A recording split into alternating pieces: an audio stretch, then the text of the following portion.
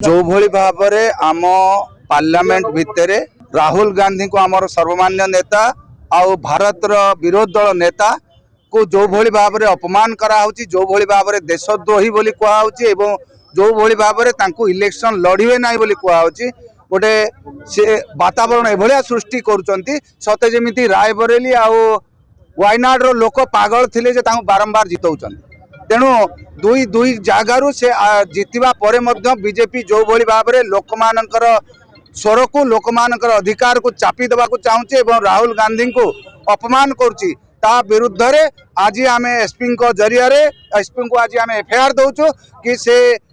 जी भी कहूना कहीं किरण रिजिजू धरी जो माने भी ता भितर अच्छा समस्त को गिरफ्त करा जाओ एवं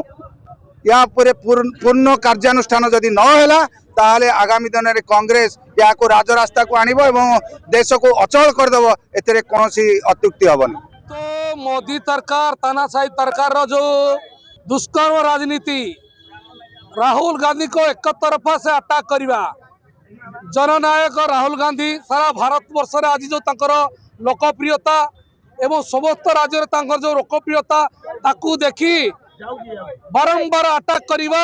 ए मोदी सरकार रो एवं ता दलर गोटे प्राधान्य उद्देश्य हो गलानी एवं प्राधान्य मुद्दा हो गलानी तेणु